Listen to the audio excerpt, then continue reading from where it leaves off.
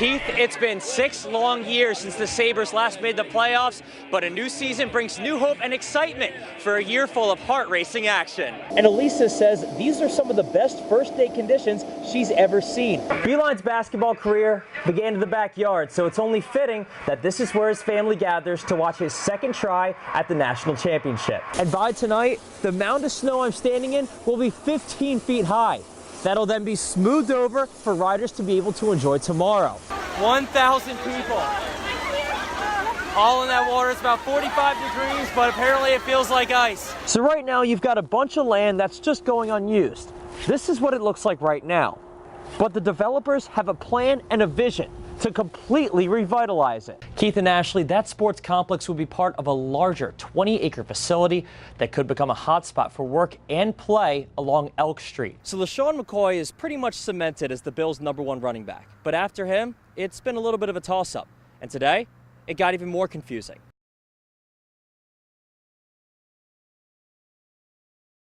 Tribute to Sunil. Usually excited for it. Mostly just for, to announce the game and stuff. I like doing that. Sunil Rum loves hockey, almost as much as he loves his hockey brothers. He is one of the brotherhood of our hockey family. Sunil is battling Duchenne muscular dystrophy, or DMD. It's a disease that only affects boys, and right now, there's not a known cure. But Sunil, the namesake for Sunil's Light Foundation, is out to make a difference. It's important to raise awareness of that and help raise money so that we can help find the cure and make life easier for people with Duchenne. Tonight, the Niagara University club hockey team honored Sunil and brought him up to the booth to do what he loves. Goal by number 12. Announce the game. As long as I'm breathing, I'm going to continue this. To Sunil, Janine Russell goes by Aunt Janine. She started tonight's tradition over a decade ago and is committed to raising awareness of his condition. Aunt Janine is something of a mother figure to the team and has watched Sunil touch each player's life. They adore him and he adores them. It's just a bond of love that's unbreakable. It's just heartwarming to see. Sunil's tribute tonight helped raise awareness and funds for his foundation. The money donated to Sunil's Light goes towards finding a cure for DMD. Could really use all the help with, funding and all that for research that we can get. After the game, Sunil was named the unsung hero of the game by his teammates as he continues to be a presence of positivity in their lives. At the Dwyer Ice Arena, DiMaria, 7 Eyewitness News. Trisha Mangan and her family are back home after watching her compete in the Olympics in South Korea. I worked so hard for this, and to be able to go is such a huge honor. Trisha's family's close and was with her every step of the way. But 1 year ago was a much different time for the family. Andrew called us to say, Martha picked up the phone and he said, something terrible's happened, I can't move. And that's a call you don't ever want that call. In December 2016, Trisha's younger brother Andrew broke his neck in Ellicottville. The then 16-year-old was paralyzed from the shoulders down.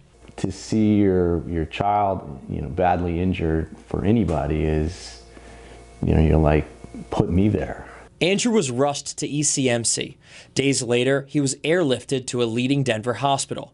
He spent 72 days in rehab with one goal: to walk out. There was never really a time where I paused and was depressed about it, just because I knew that the sooner I kind of got at it, the sooner that I could see results. He returned home, his goal achieved, but with his eyes still locked on the road ahead. I never really doubted that I would be able to have a full recovery. I'm obviously still working towards that, and I've made huge leaps and bounds to that end. A year later, Andrew combines rehab with academics. Last month, he received the U.S. Senate Youth Scholarship.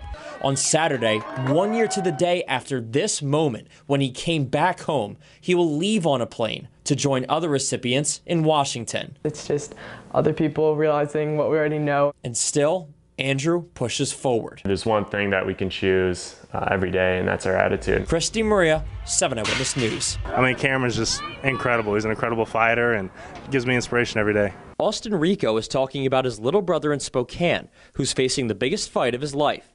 Rico, the Bills' rookie kicking specialist, remembers the day he picked up the phone last year to find out Cameron may have leukemia. No, that can't be right.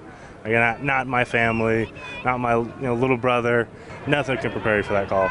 It was just days later when doctors confirmed the family's worst fears. 10-year-old Cameron had cancer. I mean, initially it's just denial, and then once it kind of sinks in, man, it really hits you hard. I'd lock myself in my room and just kind of hold up for a good hour or two. But since then, Cameron's become a source of inspiration for his big brother. And Austin wears a reminder of that inspiration in the form of an orange bracelet, the color for childhood leukemia awareness, with the initials CTR. They stand for both his brother's name and the motto, choose the right. And I have him on my bracelet here every day, just as a constant reminder. It's been a way for him to be with me. Even though he doesn't know it, he's been a huge calming sense to me through everything.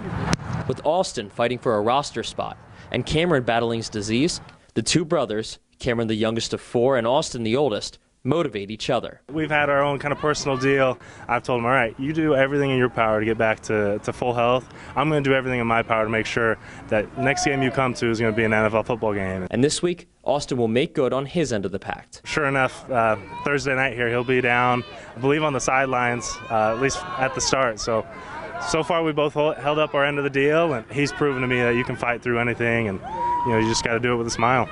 So a promise, a year in the making. Looks like it'll finally be fulfilled on Thursday night in Austin's first NFL game at New Era Field against the Minnesota Vikings. In Pittsford, Chris DiMaria, 7 Eyewitness News.